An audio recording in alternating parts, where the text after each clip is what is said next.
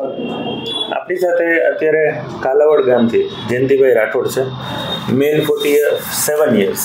જયંતિભાઈને diabetes પણ હતું અને અનકન્ટ્રોલ્ડ હતું. 240 વોઝ રેન્ડમ બ્લડ શુગર અને એમનું ફિસ્ચ્યુલા વોઝ હાઈ એનલ અને મેજર કોમ્પ્લિકેશન વોઝ સુપ્રાલિવેટર સ્પ્રેડ. સુપ્રાલિવેટર એટલે લિવેટર એટલે તાણિયો કે જે મળમાર્ગની આખી જે નીચેનો ભાગ છે અને આંતરનો ભાગ છે એને જુદા કરે એ તાણિયો. જ્યારે પણ એ તાણિયાથી ઉપર જાય ત્યારે એ બગંદર થોડા અઘરા બની જાય મટાડવા માટે. હવે આવા હાઈ એનલ ફિસ્ચ્યુલામાં જનરલી સર્જરી પછી 5-6 દિવસ 10 દિવસ દાખલ રાખતા હોય છે અને લાંબુ ચાલતું હોય, ઘણીવાર 2 મહિના 4 મહિના 5 મહિના ચાલતું હોય અને એમ છતાંય કંટ્રોલ વયો જતો હોય, સંડાસ રોકી ના શકે એવું પણ થતું હોય છે.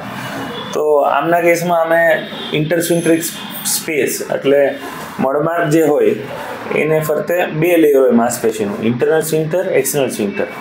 એ ઇન્ટરસ્ફિન્ક્ટરિક 2 સ્ફિન્ક્ટર 2 માંસપેશીની વચ્ચેની જગ્યા અમે ખોલી એક્સટર્નલ સ્ફિન્ક્ટર એટલે બહારની માંસપેશીને નુકસાન ના થાય એ રીતે, કારણ કે બહારની માંસપેશી મેઇન હોય સંડાસને કંટ્રોલ કરવા માટે. એને બંનેને ખોલી અને ઉપરનું જે પણ જે સ્પ્રેડ હતો એ બધાને સાફ કર્યો અને મળમારની ઉપર મળમારની અંદર જે 25 mmનો ઇન્ટરનલ ઓપનિંગ હતું, જે કાણું હતું, જ્યાં જે ગ્રંથિમાંથી પાક થયેલો હતો એ ત્યાં અમે ક્ષારસૂત્ર મૂક્યો અને સેમ ડે અમે એમને રજા આપી દીધી અને વધીને 8 દિવસમાં ક્ષારસૂત્રની સિંગલ સિટિંગ પણ પૂરી થઈ ગઈ. જયંતિભાઈ એમના જ શબ્દોમાં જણાવશે કે એમનું પોસ્ટ ઓપરેટિવ પીરિયડ, ઓપરેશન પહેલાં એમને શું તકલીફ થતી હતી અને અહીંયા એમનો શું અનુભવ થયો. જયંતિભાઈ સમજાવો.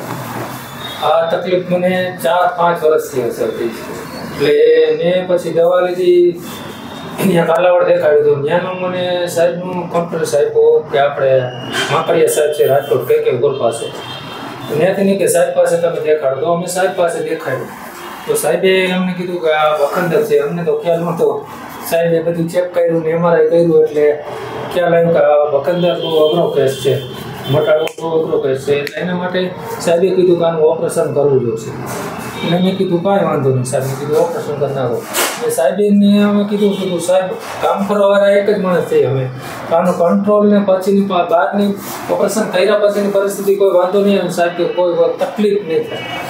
એટલે ઓપરેશન કરીને મને પહેલા દિવસે સવારે 9 વાગે ઓપરેશન થઈ દીધું, સાંજે 6 વાગે તો મને રજા આપી દીધી. પછી ક્ષારસૂત્ર મને બાંધ્યું, એ 8 દિવસમાં કમ્પ્લીટ થઈ ગયું અને મહિનો દિવસ થયું તો હાવ કમ્પ્લીટ કરી દીધું. એટલે કોઈ જાતનો દુખાવો નહીં, કાંઈ કોઈ જાતની તકલીફ પડી નથી અને અત્યાર સુધીમાં બહુ ફર્સ્ટ ક્લાસ કામ સારું સાહેબ કર્યું. આજે 5મી ઓગસ્ટ છે, 7મી ઓગસ્ટ છે અને ઓપરેશન પછીના 3 મહિના પછી અમે ફોલોઅપમાં બોલાવતા હોય છે જસ્ટ ટુ એનાલાઇઝ કે કાંઈ પણ બીજી કોઈ ફાઇબ્રોસિસ કે આ કે એવું કંઈ નથી. એમનું post operative status is scarless, even એક નાનો ડાઘો પણ નથી બહાર આપણે ઓપરેશન ક્યાં કર્યું એટલે હવે ટેકનોલોજીસ બહુ ઇવોલ્વ થઈ છે અને આપણી જે પ્રાચીન આયુર્વેદ ક્ષારસૂત્ર જે છે જે ગ્રંથિને બાળે છે એટલે રીઅકરન્સ ના થાય અને સ્ફિન્ક્ટર ડેમેજ ના થાય એના માટે આપણે સર્જિકલ સ્કિલ્સ કે ઇન્ટરસ્ફિન્ક્ટરિક સ્પેસ ખોલીને જો બેયનું કોમ્બિનેશન થાય તો પેઇન પણ ના થાય ઓપરેશન પછી અને પાછું ના થાય અને મેઇન સ્ફિન્ક્ટર બચી જાય તો એનો કંટ્રોલ બચી જાય.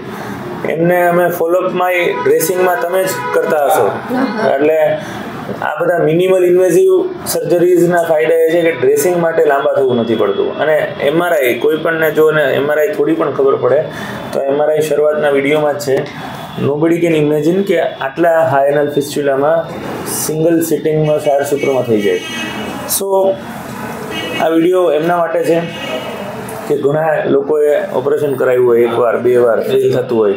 જનરલી શું થતું હોય, નાના સેન્ટર્સમાં IND કરે એટલે ખાલી પરુ કાઢી નાખે પણ પરુનું મૂળ જે છે હવે એ મૂળ રહી જાય એટલે એ પછી પાછા સ્પ્રેડ થાય અને પછી એકવાર પેશન્ટ એમ થઈ જાય કે મને મટશે જ નહીં અને રાતે ઊંઘ ના કરતા હોય, ખોટા વિચારો આવતા હોય, BP વધી જાય પણ સી આપણી સામે જ એક કેસ છે કે જેમાં ડાયાબિટીસ પણ અનકન્ટ્રોલ હતું, એને પણ, અને અમે કોઈ આઈવી તમને ઇન્જેક્શન્સ નથી આપ્યા ઓપરેશન પછી, અને વી ઓલવેઝ ઇન્સિસ્ટ કે ઇવન તમે રૂટીન કામ ચાલુ કરી દો. અમે રૂટીન કામે મેં કીધું એટલે ફિસ્ચ્યુલા ગમે એટલું અઘરું હોય મટી શકે છે. સારા સર્જનની જરૂર હોય છે. બધા પેશન્ટ અમારી પાસે ના આવી શકે તો કંઈ વાંધો નહીં, પણ બધા સેન્ટરમાં સારા સર્જન્સ હોય છે. સો નાસીપાસ ના થવું જોઈએ કોઈ પેશન્ટે. ફિસ્ચ્યુલાનું શ્યોર શોર્ટ સોલ્યુશન છે. હા, કંટ્રોલ એકવાર કટ થઈ જાય પછી અમારે એને રિપેર કરવું બહુ અઘરું થતું હોય, થઈ જાય એ પણ એ નેચરલી જે આપણા મળમારના કંટ્રોલ જે હોય સ્ફિન્ક્ટર્સ, એના જેવું ના થઈ શકે. સો પહેલી વખતમાં જ ટ્રાય ધ્યાન રાખવું કે સારા સર્જન પાસે કરાવવું પડશે.